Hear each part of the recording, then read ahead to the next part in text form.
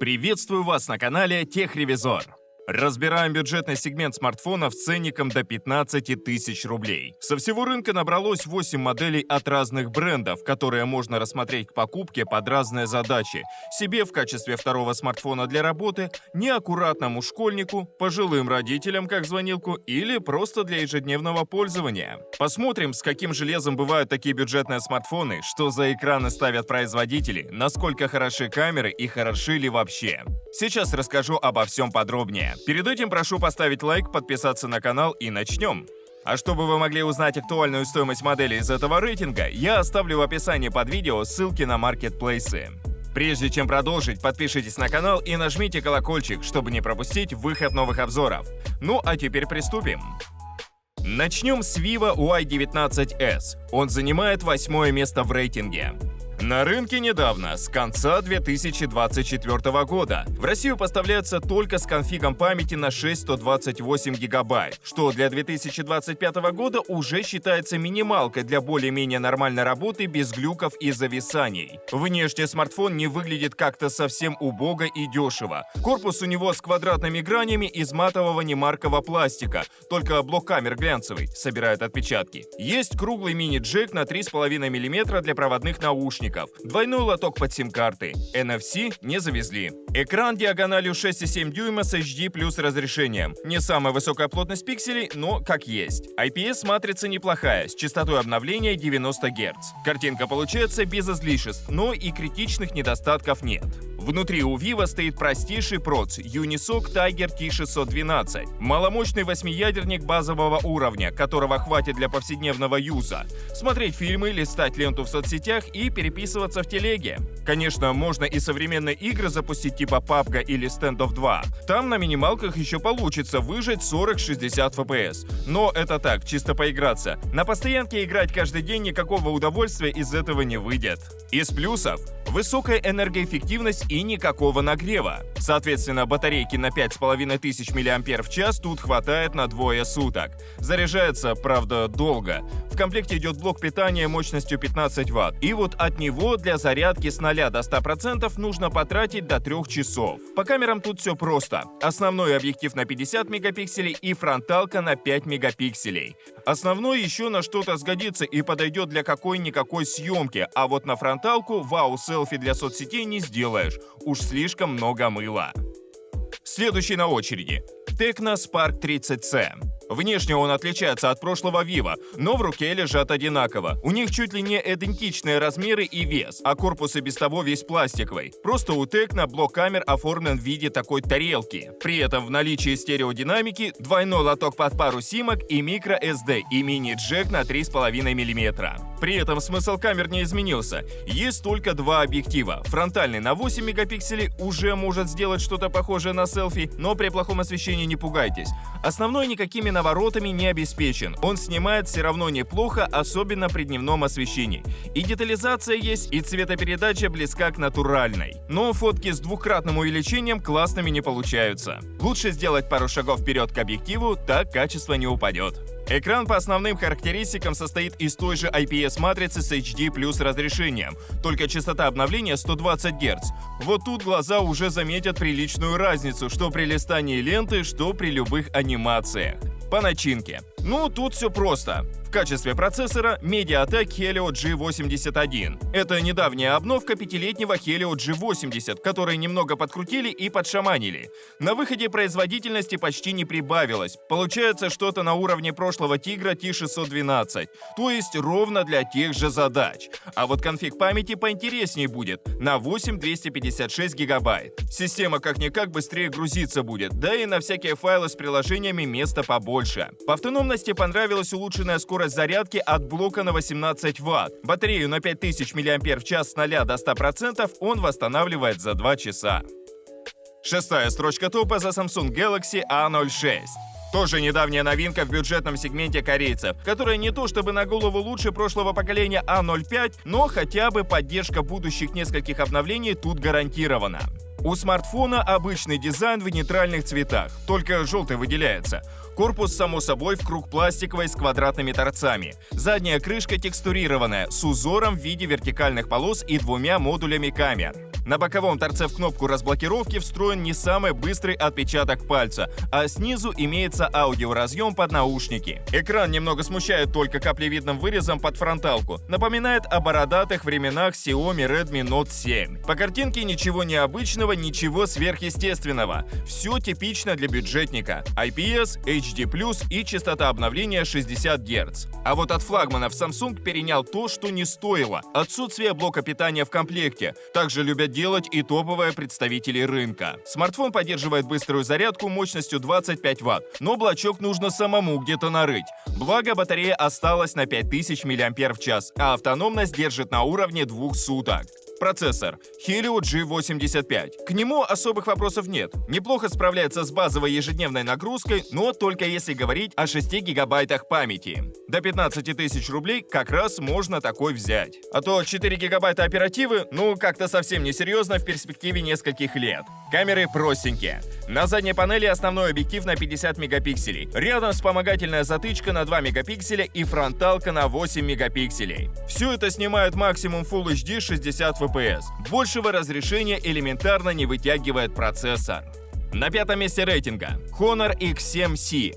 Этот товарищ попытался привлечь меня основной камерой на 108 мегапикселей. Мол, там, возможно, и 4К подвезут, оптическую стабилизацию или просто хотя бы что-нибудь. На деле же выходят снимки с разрешением Full HD с цифровым стабом и обычным зумом. В общем, от других бюджетников по камерам этот Honor не выделился, ровно как и 8-мегапиксельной фронталкой. Снимайте с хорошим освещением, и будет вам хоть какая-то детализация. Так что вот наглядный показатель того, что мегапиксели — пустой звук. Но приятный бонус тут все равно есть. Тот же дизайн. Задняя крышка бывает в 3 цветах, с нестандартной текстурой и просто приятным внешним видом. Лоток под сим-карты тут уже ограничен выбором, а мини-джек на 3,5 мм остался.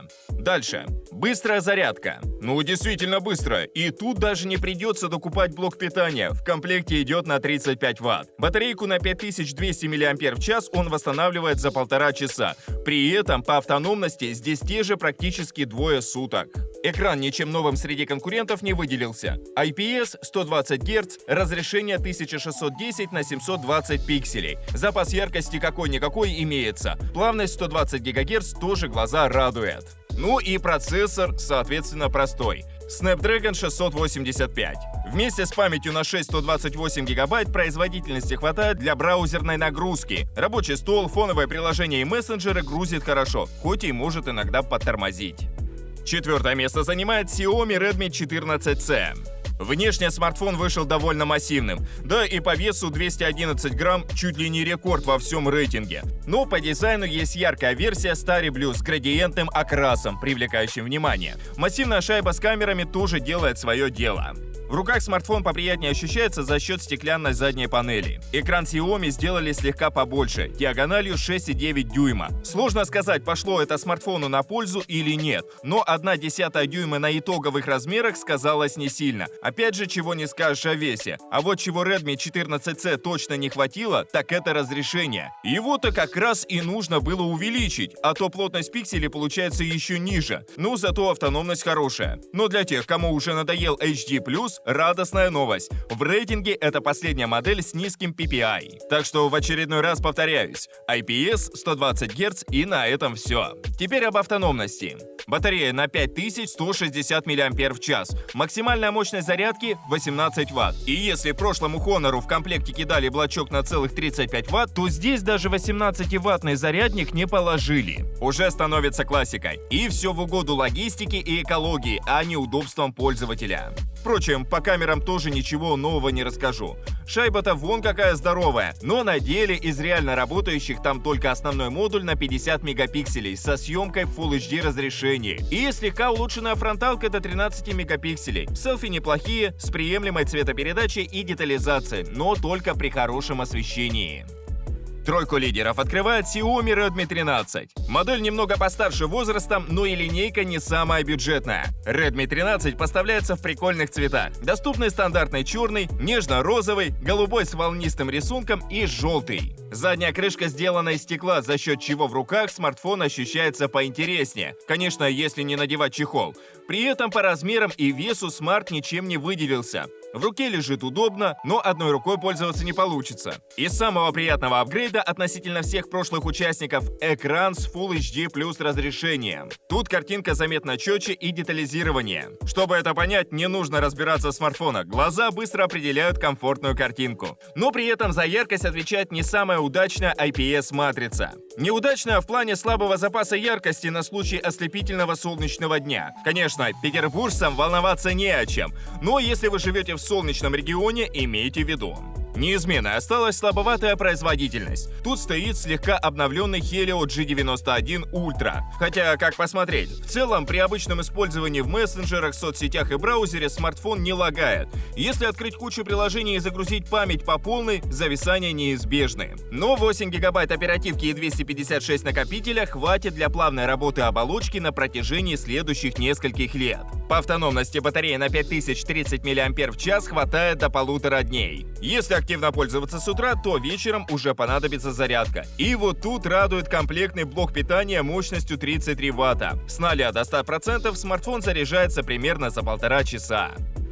На втором месте стоит Realme C67. Долго метался, хотел поставить на первое место, но оттолкнуло несколько деталей. Для начала смартфон будет немного постарее по сравнению с другими участниками рейтинга. Разбег небольшой, примерно полгода. Но факт остается фактом. Поддержка и обновления от производителя исчезнут первыми. Впрочем, на ближайшие несколько лет об этом вопросе можно не волноваться. Оттолкнула еще конфигурация памяти на 6/128 гигабайт. Зачем усложнять себе жизнь, если можно взять что-то на 8/256? Вот был бы процессор помощнее, который компенсировал недостачу, но тут стоит обыкновенный Snapdragon 685. Вот примерно по такой логике Realme C67 и опустился с первого на второе место. Внешне смартфон понравился слегка утонченным корпусом. Убрано по паре миллиметров с размеров и в руках все ощущается. Задняя панель пластиковая. Как по мне, не самым красивым образом организован блок камер, но это уже вкусовщина. Зато имеется стереодинамик, которого не было в последних 4 участниках.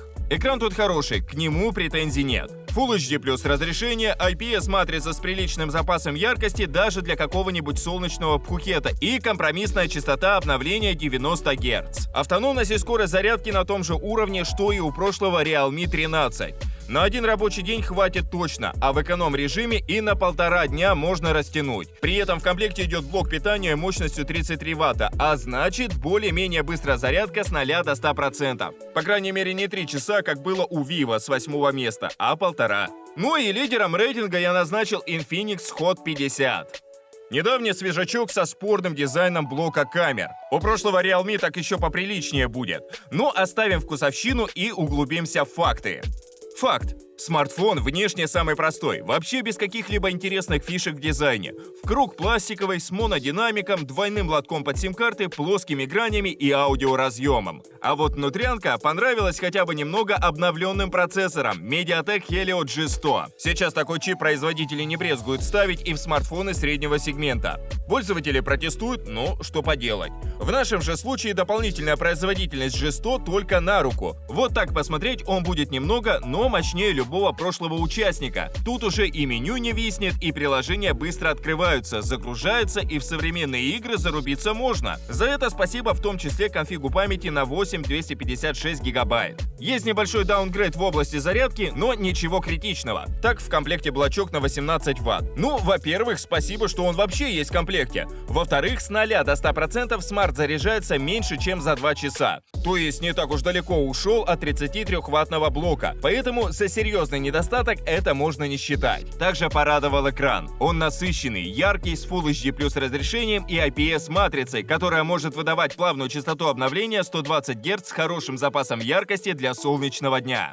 Ну и, наконец, камеры можно похвалить. На первый взгляд тут стоят все те же модули с разрешением 50 мегапикселей для основного и 8 мегапикселей для фронтального. Но обе эти камеры могут снимать с 2К разрешением. Конечно, оптического зума и стабилизации тут нет. Но делать снимки с 2-3-кратным увеличением или в портретном режиме можно уверенно. Потом и в соцсети не стыдно будет опубликовать. Так что вот в итоге лучший из всех сбалансированный смартфон, на мой взгляд. С повышенной производительностью, запасом памяти, классным экраном и отличными камерами.